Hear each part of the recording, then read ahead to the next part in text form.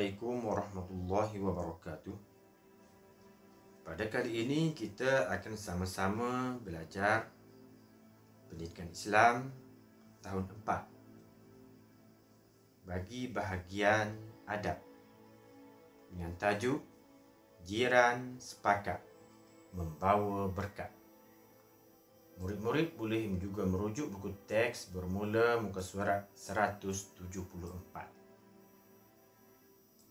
Mari kita sama-sama baca dan kita perhatikan apakah yang dimaksudkan dengan jiran.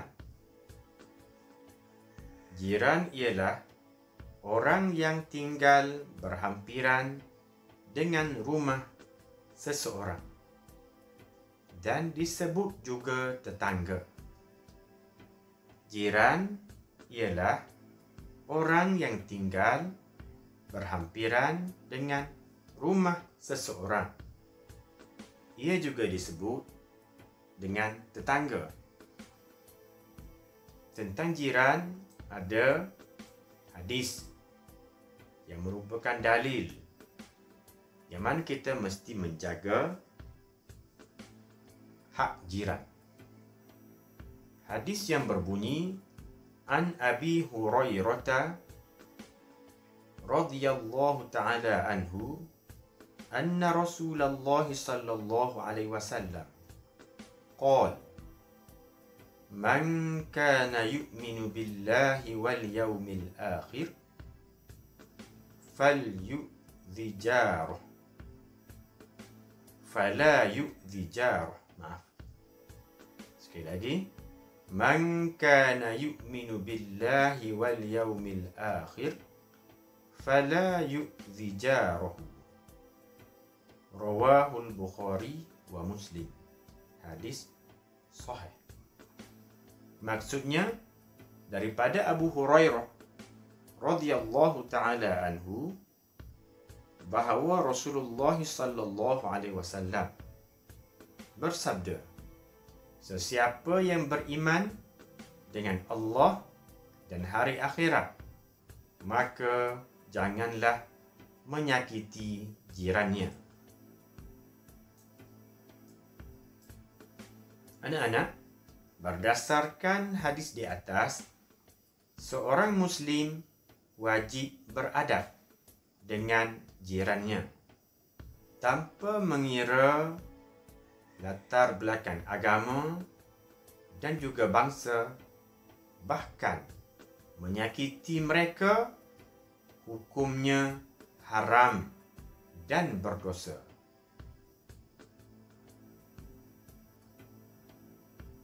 Cuba kita fikirkan, apakah yang akan terjadi jika kamu tinggal bersendirian? Fikirkan. Baiklah, anak-anak, mari kita sama-sama belajar apakah hak jiran dari sudut perbuatan. Kita hendaklah menghormati adat, budaya dan agama masing-masing. Tidak menyakiti jiran. Menziarahi jiran ketika sakit. Memberikan pertolongan jika diperlukan. Melebihkan sedikit masakan dan memberikannya kepada jiran. Tidak mengganggu ketenteraman jiran. Akhir sekali, saling memaafkan kesalahan dan bertolak ansur. Hak jiran dari sudut percakapan pula, iaitu yang pertama memberikan nasihat sekiranya perlu. Yang kedua mengucapkan tahniah atas kejayaan jiran. Yang ketiga menjaga pertuturan. Seterusnya hak dari sudut emosi.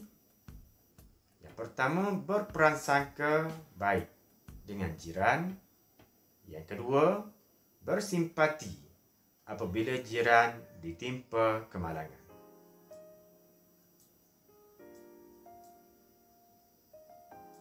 Seterusnya, mari kita sama-sama teliti dan kita fahami macam mana Rasulullah sallallahu alaihi wasallam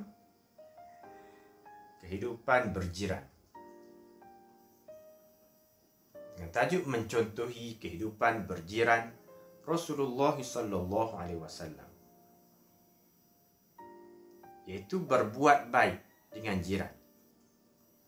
Rasulullah sallallahu alaihi wasallam sentiasa berbuat baik dengan jiran dan tidak pernah menyakiti mereka, walaupun jirannya seorang Yahudi. Yang kedua, peka dengan kebajikan jiran,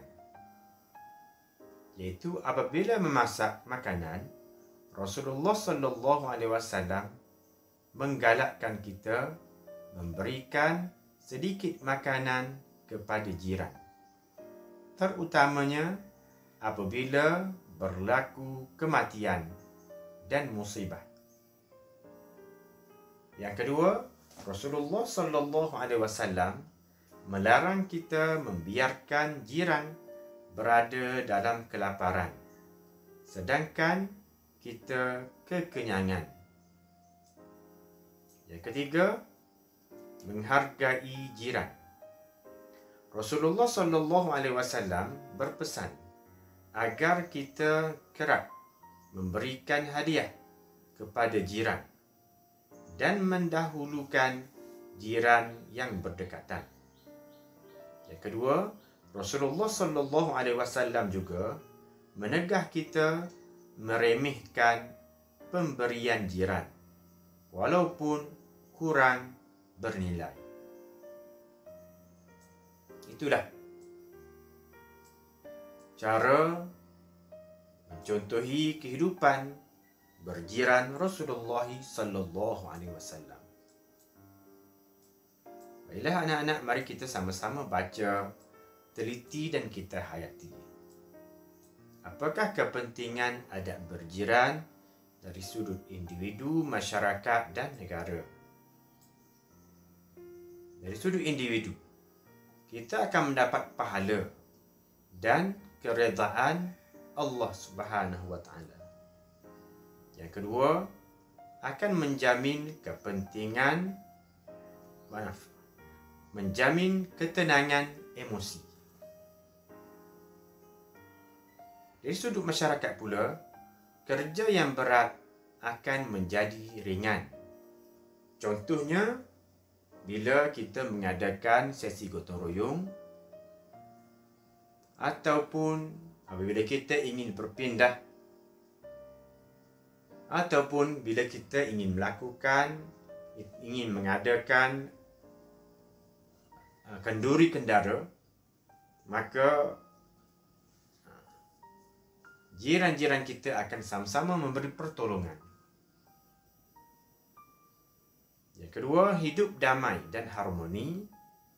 Yang ketiga, gejala negatif dapat dibenteras bila kita berhubungan rapat dengan jiran, maka kita akan dapat memberi nasihat.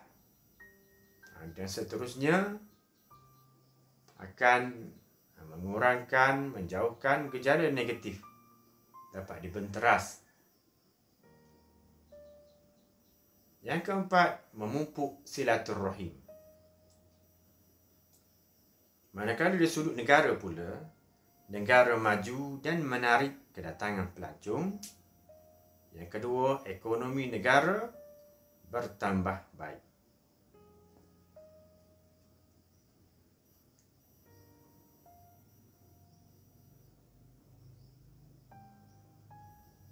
Kesimpulan daripada pembelajaran kita pada kali ini iaitu jiran ialah orang yang mendiami rumah di sekeliling kita.